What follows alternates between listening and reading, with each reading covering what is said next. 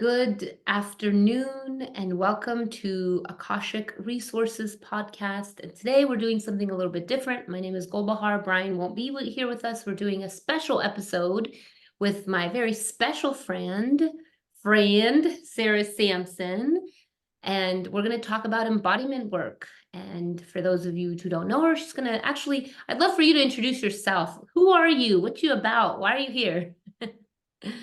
Who am I? Go bar. It's too big of a question. Maybe, okay. But let's start here. Let's start with what has led you to the work that you're doing with Dallas Movement Collective? I mean, I know there's a lot of things that have led you there, but like the core of it. Yeah, what's led me there? It's definitely been a river.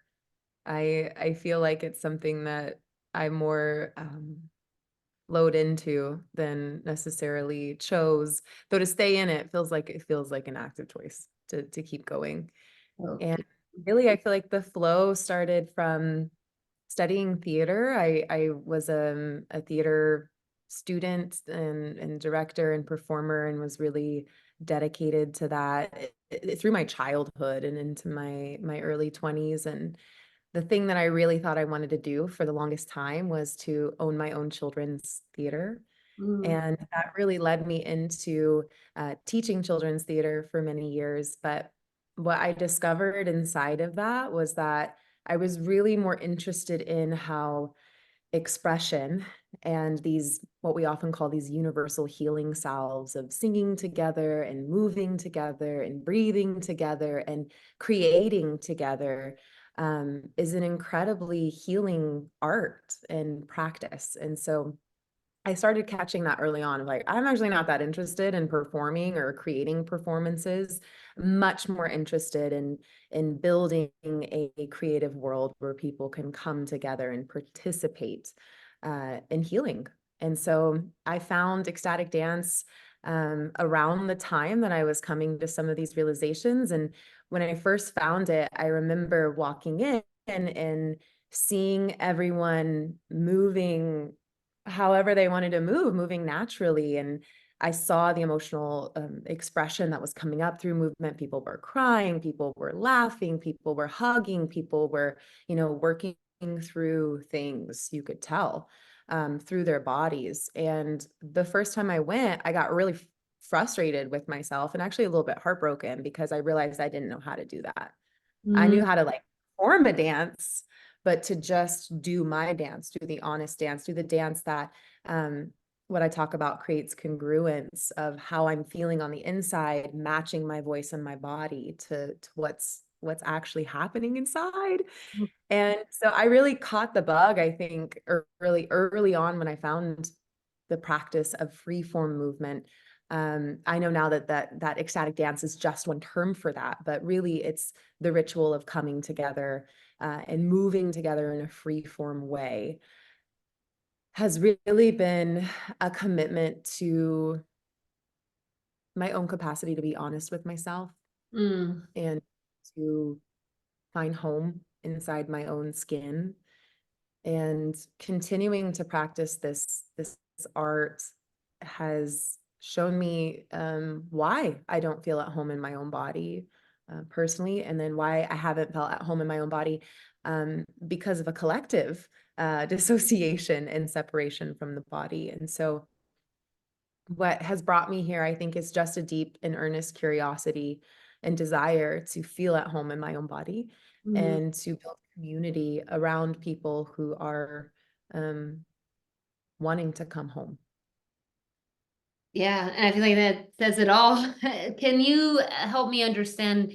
I've heard this term before, coherence. What does that mean, coherence in the body? Coherence in the body. I think we talk about coherence a lot with the heart. You may be talking about congruence Congruence, sorry, because that's what I meant. Yes. coherence is related. I think it's really related. That'd be interesting to like parse out those two things. Congruence is a word that one of my teachers, Kate Shella, uses a lot in relationship to talking about embodiment. And it's about finding a mirrored match between how I feel in here and how I'm speaking, acting, moving externally. Like, do they match? Mhm. And I know that for myself, I've spent a lifetime of those two things not Not matching at matching. all, Were you right? And trained for them not to match? Do you think that you were like raised for that you don't actually you shouldn't match those two things unless I they're think not or like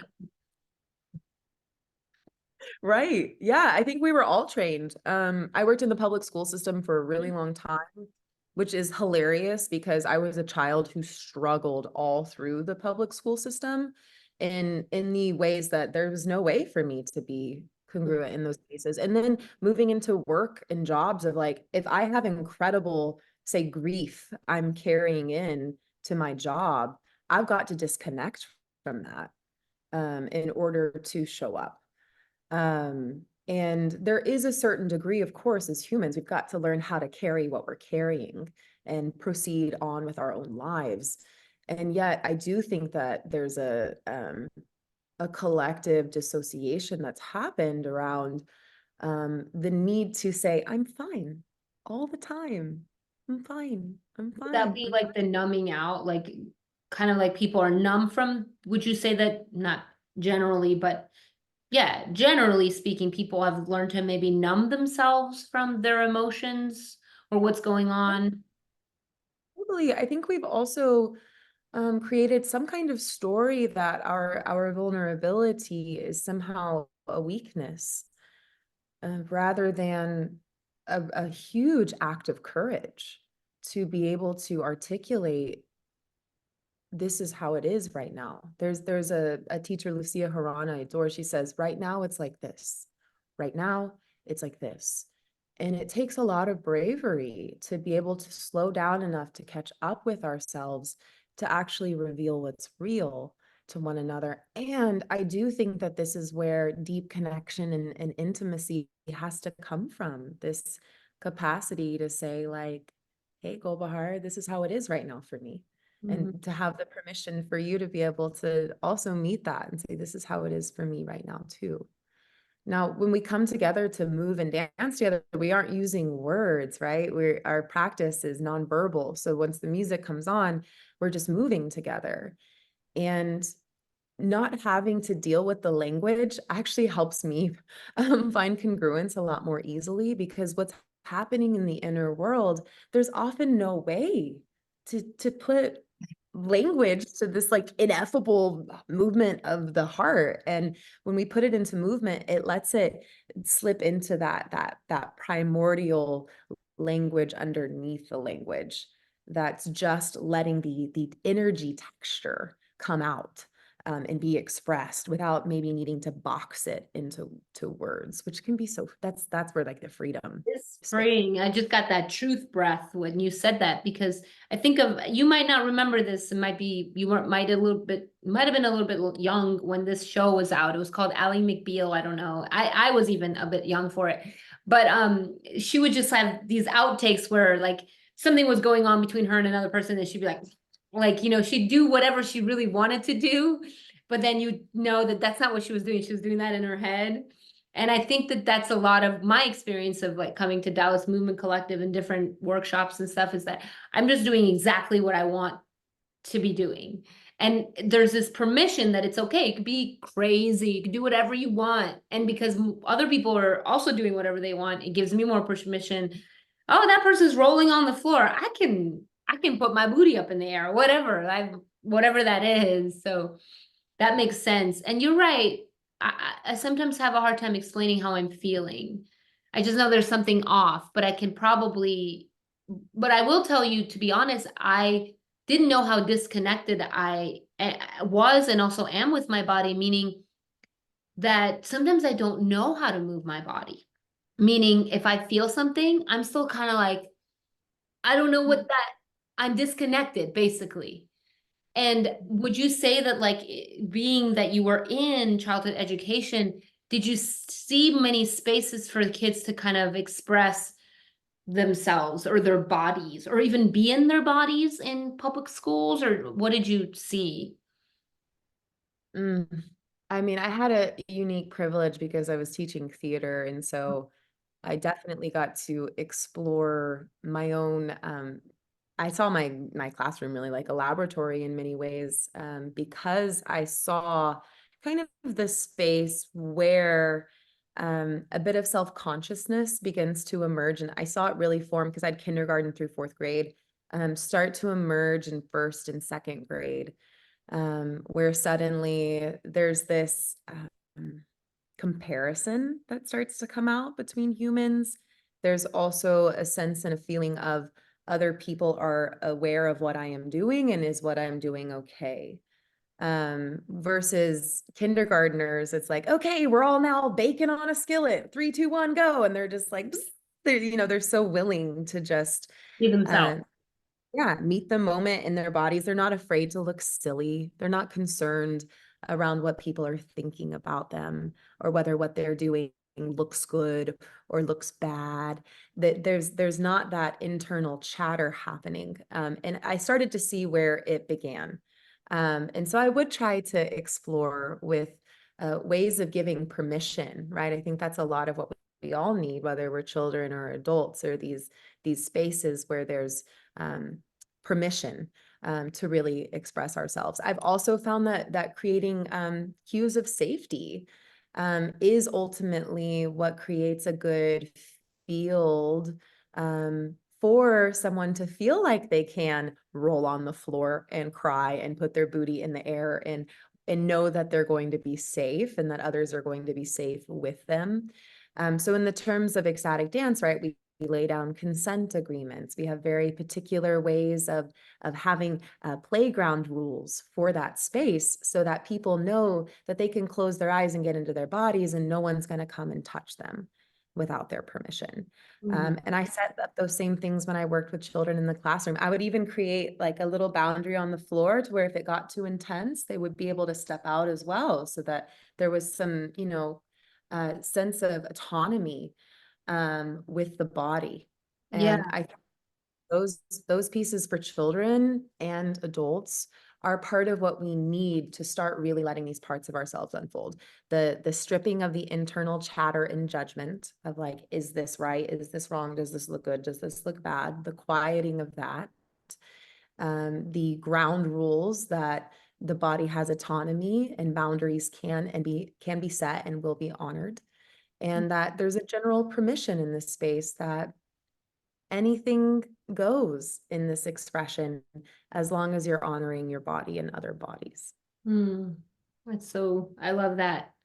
And I think I'm starting to see that so much of the trauma that we might say that we experience as children is just that missing piece of, hey, like this is where you are and it's okay. And why don't you express what that's like so that then it doesn't get trapped in the body? Would you say that and just to be coherent, is it coherent? Is that the word? The to be Right. inner and outer? Um, I'm having, to be honest, I lost my little sheet and I have to like search for it for my next question, but this is also going in a direction. So would you be okay with just like flowing, or is that okay with you? Or I can Oh, try to find, this is just me being honest. But with that, I do have a question came up for me really strongly is, why do you think there's been such a big movement in embodiment work, which is kind of like the topic of this podcast interview is embodiment. Like, what is embodiment work? Why is it now just like so, it seems like to me in the past 5 to 7 years, maybe I'm wrong, it's really come out and people are like really wanting to do it more than anything else. Well, it just seems like it. I definitely think it's arising from a deep need. One thing I've thought about and done a little bit of research on is the early emergence of exercise. And exercise, I mean like going to the gym, working Yes. out. There was a time period, say in like the early 1900s, that if you were like, I'm going for a run, people would ask, well, who's chasing you? Why are you doing that? Oh, okay. Because people weren't exercising. They didn't really need to go exercise. Oh, Life because they didn't need exercise because they had a lot of physical stuff to do. life was physical. Life was more physical. And then, flash forward, we're now living more sedentary lives. And I've seen that, like, and it was about the 80s that things like aerobics and gym culture and working out like started to arise out of this need to meet a more sedentary lifestyle. And then you've got doctors who are swooping in and saying like, hey, exercise is good for you. You should work out, you should exercise. That's actually a collective need in this moment. And so I think that the embodiment world is arising much like that. And now there's all this research now coming in, describing how embodiment practice is not just good for us physically, but it's really integral to our mental health, as well as our general wellness and wholeness. And part of the need that's arising is an ancient one, which is that we have to find home in our bodies and be able to feel our bodies in order to then be able to feel connection to each other, which is essential. And even more essential than that, if we don't feel our bodies, we cannot feel our connection to the earth and to the planet. And our disconnection from the earth and from the planet has now become the result is that our planet deeply needs us and it needs our care, it needs our awareness. And in order to even get to that big piece, we have to start through the gateway of our own physical bodies. And with the emergence of so much technology and so much distraction and so much information overload, there's just a real need for practices and tools that help us find the mind, the body, the heart, the parts, the pieces, all into one space. It takes practice, it takes moving meditation to get there. And then we get to feel that start to ripple out to our capacity to connect to others, to connect to community, and to feel belonging in those spaces. And hopefully that then ignites the connection that's deeply needed to That this earth. so when you describe that, it made me think about anxiety, depression, suicide, drug addiction, which is one of these four are very, each year they grow statistically. There's more and more people that have these four mental and other mental illnesses, but these four are big, especially anxiety and depression. There are more and more the younger, like I'm talking 16-year-olds are now taking anti-anxiety medications. And so I know for my own body, I was just telling you before we started, I started to realize how much anxiety I actually have in my body. And I'm wondering, how does embodiment work? Like a simply just embodying or being connected to the body, how does that support releasing anxiety? Because it seems like I've experienced when I'm really anxious and someone just gets me into my body or listens to me and says, oh yeah, I can understand how that feels. Where do you feel that? I don't start to hyperventilate. Like I'm not like, oh my God, oh my God. I'm just like, okay, I'm feeling it here. This is what's going on. And then it starts to flow out. So would you say that but can you explain that a little bit more for people that don't understand it? If you can, if that's. Oh, so I love this question. And the thing that comes to mind just right off the bat, I love Thich Nhat Hanh's work. And Yeah. he talks a lot about mindful self-compassion. And one of the things he speaks to is that these big emotions that sometimes get labeled as negative, but they're just the big feels, right? The depression, the anxiety, the Yeah. grief, name it, the rage, that these are all our children. They're not separate from us, they come from us. And Mm. what they need more than anything, rather than us trying to get rid of them or pretend that they don't exist or what have you, and often in many of the ways that we're trained, like, oh, I feel this anxiety, I got to get rid of this as fast as I can. That if we start to fight with it, it just becomes like this. And that what these emotions are really asking, are what these children, these creations are really asking, is for us to actually bring them nearer and closer, to really hold them, see them, and really kind of ask them for what they need, which is really counterintuitive to a lot of our training, which is just to try to get rid of it. to bring it closer, oh, it takes a lot of attention, training of the mind and the ability to hold our attention on something that's uncomfortable to be with. It takes the capacity to stay with sensation that's uncomfortable. And then as you're speaking to, what happens in that moment is we begin to attend and befriend this part of us, this thing. And when we have another person who perhaps is really actively listening, that's just a whole nother layer of what we're craving, which is for this thing to be met and held and known and seen. And there's so much in the world right now talking about shadow work. Mm-hmm. And I love how Danielle Laporte describes shadow work as it's just the stuff behind us. It's like the stuff that we can't see. And our work is to bring it forward so that we can shine the light of our awareness on it. And so in that way, it's really just light work, Mm. just shining our awareness on the parts of us that so deeply want to be seen and want to be held. And the embodiment work is a lot of work of learning how to just stay without running, without flinching, without distracting, the capacity it takes to stay with a sensation, to embody it fully as a means of accepting and integrating it until it transforms. But the trick is we can't do it. We can't do it with like oh, I'll do this and it'll transform. That's still the energy of pushing it away. Mm.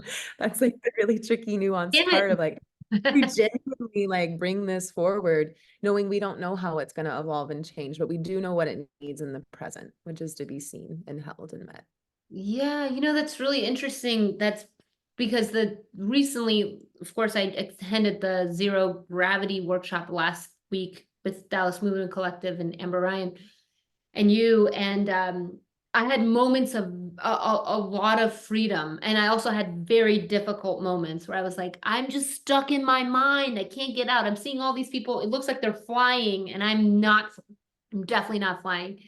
However, I think that those moments that I was really stuck and I would hear a prompt such as go into it. This was a big thing for me. She would say something like, do you have or do you have anything more left inside of you? Go into it, go into it, go with it, be with it. And I would just like go with it and I would feel all of it. And then it was gone, dissipated. And then I felt this like release and like, oh, I'm here. And then over and over that happened for, it was a day and a half workshop. And it's Yeah. interesting that in my trained mind, there's so much around being good, being successful, doing it better than other people. And that's not just true for me. I mean, yes, it's true for me, but I know this is our culture. Our culture is about get it done, do well, be the best. Isn't there like a setting, getting it done? Or I got a review once and I was told that I was a workhorse, and it was like that was like a compliment. Praise. And I was like, this is Yeah. terrible. Like, this is not good for me. But I guess it's just stimulating me to say this work is not only fun and healing and open. It sounds like this is just like going to be a necessity as we move forward, right? And that's when I get intrigued by you, because it feels as if you have so much energy to put towards this. Like when I put my attention on you, what is the drive inside of you for this? Um, it like makes me want to cry. Asking myself that question because it's more of a feeling than it's something I can put into words. In so many ways, it's creating an answer to really a deeply personal need for a Yeah. space that I feel safe and home in, that is supportive to my own journey home. Mhm. And personally, a lot of my personal story, there's the collective disembodiment, of course. Yes.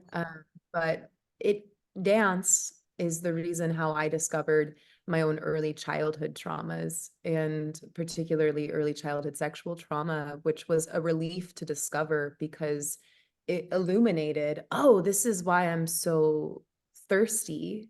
This is why there's so much longing to get back into my body, because there was this part of me that was so split in the sensation that my body was not a safe place to be. And I continued to have experiences through my teens and my early 20s that affirmed um, that my body was not a safe place to live. And it has taken so much work to finally feel like my body is a safe place to live and to feel that with confidence. And it doesn't mean that sometimes I don't have to recalibrate myself. I do every day.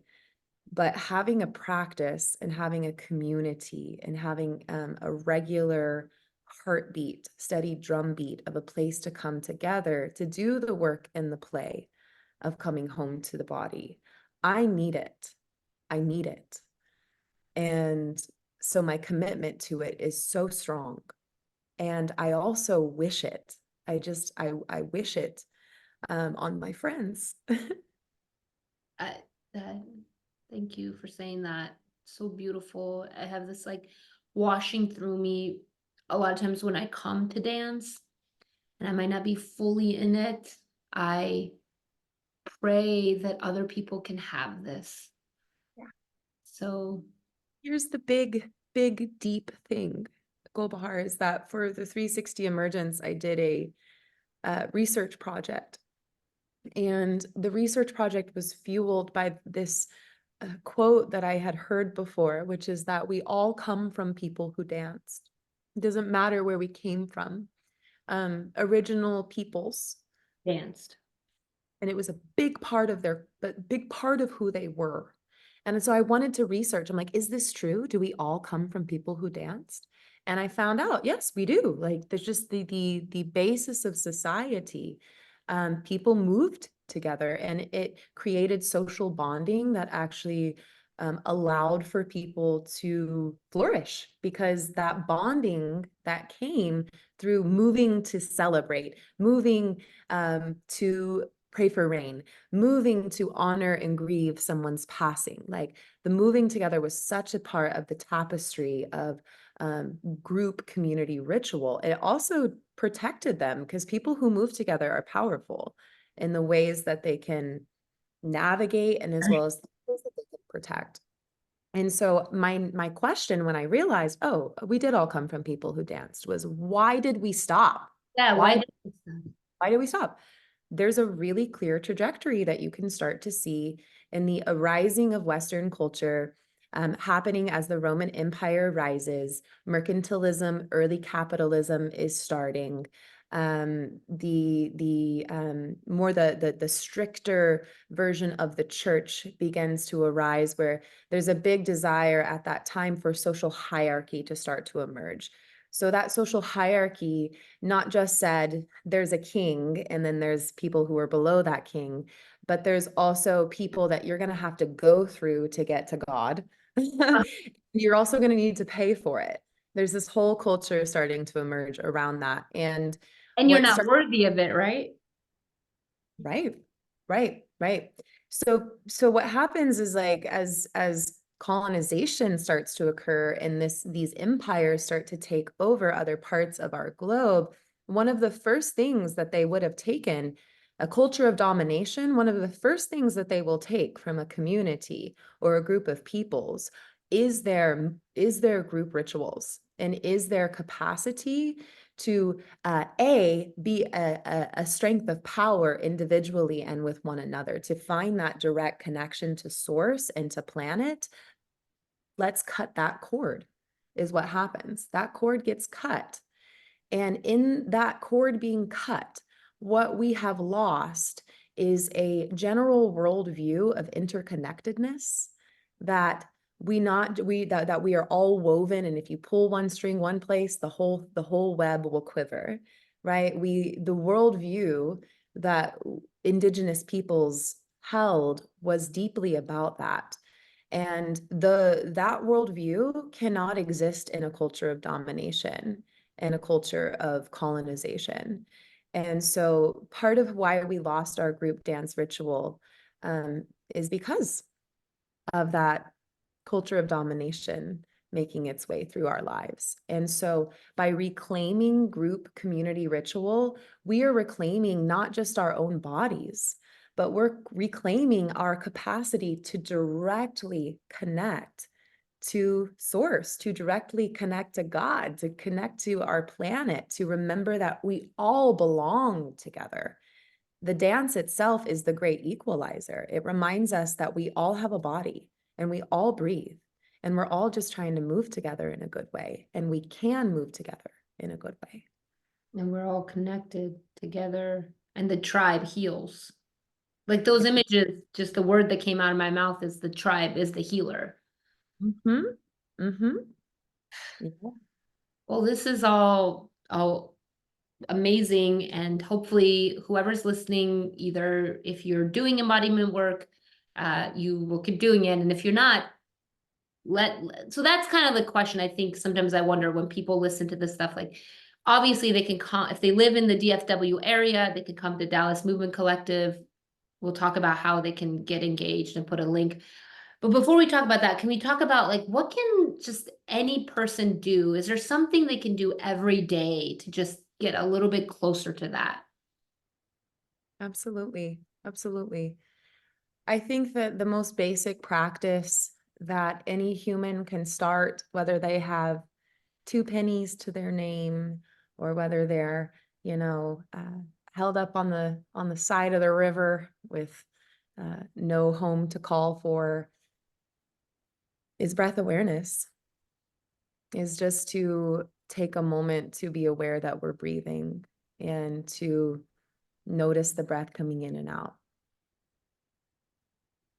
I wasn't aware of it a moment ago until I prompted myself to, right? And in that awareness that I'm breathing, giving the mind a place to rest, that, oh, I notice my breath coming in. I notice my breath coming out. And then, of course, as you know, as we know, as practitioners of meditation and mindfulness, the mind is going to leave. It's going to go someplace else. And it's okay. That's what the mind does. It's trying to protect itself, right?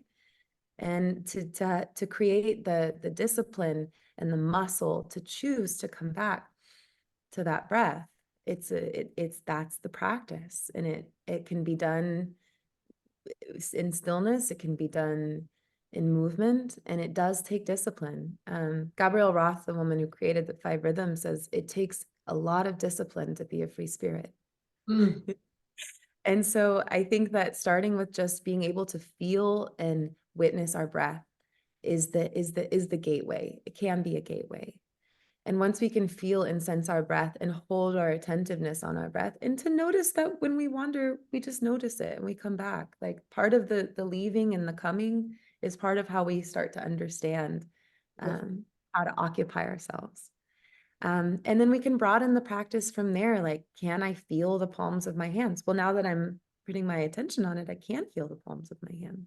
Mm. There they are. I feel my feet. I feel my feet now.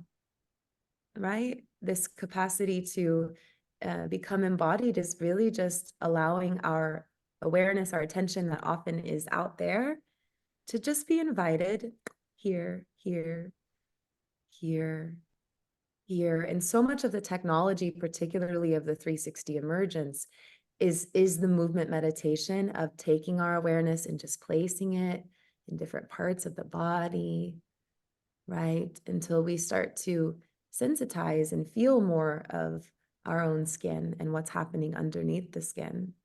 And then when we become deeply danced and we keep bringing our attention back to the body with the allyship of music, with the allyship of community there in it with us, that is where we start to enter into some of these states that we might call ecstasy, or we might call them merging, right? Where suddenly the whole body, the spirit is occupying the body. Oh, finally. And anyone who's ever even just had like a little A taste of moment of it.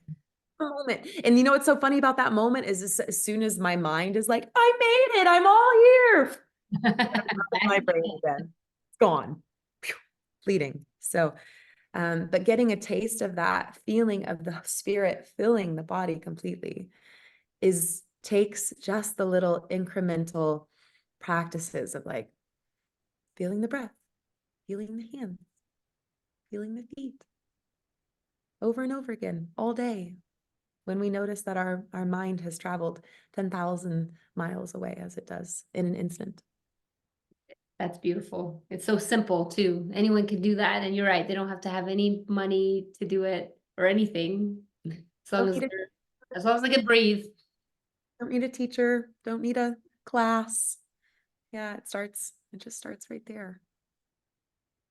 Well, thank you for your time today. And everyone, if you live in this area, definitely we do meet typically every Sunday. Is that correct? Or how does it work? How does the schedule work?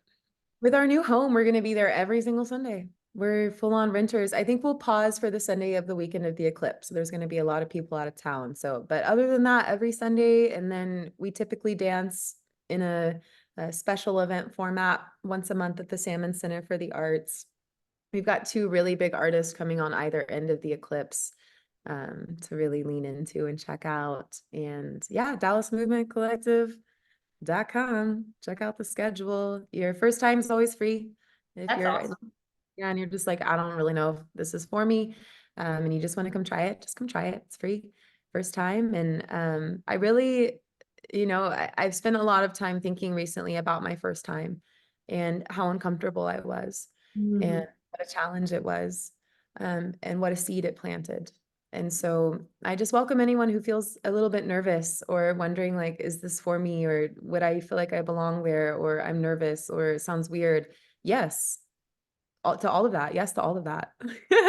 Like, come be in those inquiries with yourself and see what happens. Yes. And you do hold such a clean space. So for anyone that's unsure, it's very safe and it's very loving. And so you'll be in good hands. Yeah, and there is all people are like, what kind of people come? All kinds of people, all kinds of people, all ages. I'm pretty sure that our last Sunday, our youngest one was under the age of 1, and our eldest was over the age of 80. I noticed that. I did notice that. It was the community. Just All how kinds of bodies, all colors and shapes of bodies. And also like all ranges of people on the neuro divergent scale as well. We on Sunday had people there who are on the autism spectrum, who are in on the Down syndrome spectrum. Like we also welcome people who are, if you have a body, then you are welcome and you have space there. And yes. you And can, what's really great about it is that it's a drug-free zone. So this experience is one where you can just have with yourself and have a high that doesn't require anything but you, which I think is the biggest gift, really. oh, So that's such a big gift. It is such a big gift. Did fireworks just go off behind me?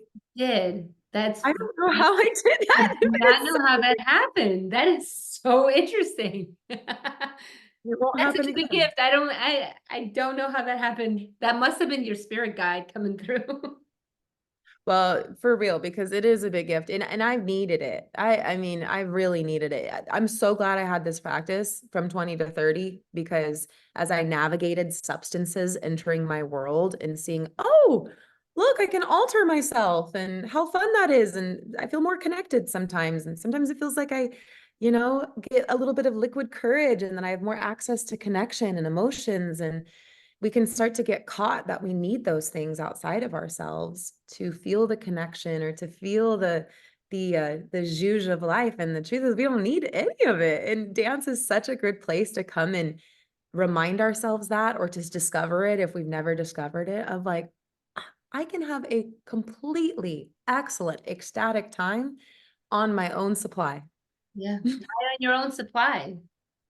Yeah. And I find that I connect more with people when I'm sober. I'm able to be way more present with them. It's like there's something in between me and that person if I'm not. Totally. Totally. Yeah, we want to be able to learn how to travel lucidly in the stream. Lucidly in the stream. So beautiful, so poetic.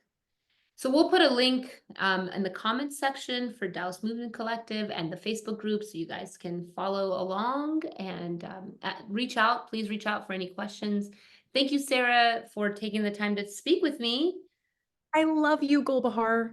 I love you, Gulbahar. I love your work. I love your mission. I love your family. I think we have known each other for like 10 years now, I think. I thought you were Almost. going to say like for many lifetimes. Well, that part, Yeah, that 10 or more years. Yeah, I think so. decade. And you have just been such a consistent mentor, friend. I'll never forget like cleaning out poop in a chicken coop with you. We have been through many experiences together, and we're gonna have so many more. And I'm just so grateful to have you as like on my life team. Same. Feel blessed and grateful, and been beautiful to watch you grow and navigate and create. And I know there's even more to come. And I don't know if I told you this, but I had the thought one time when I was at your house and I pray that my daughter gets to experience the fullness of herself like you've been willing to follow your heart. I pray that she does that. I pray that every woman does that. I'm not worried about your daughter doing that. Yeah, she's gonna tell all of us what to do. You have well equipped her. Thank you. Well, thank you, everyone, and we will talk to you soon. Have a wonderful day.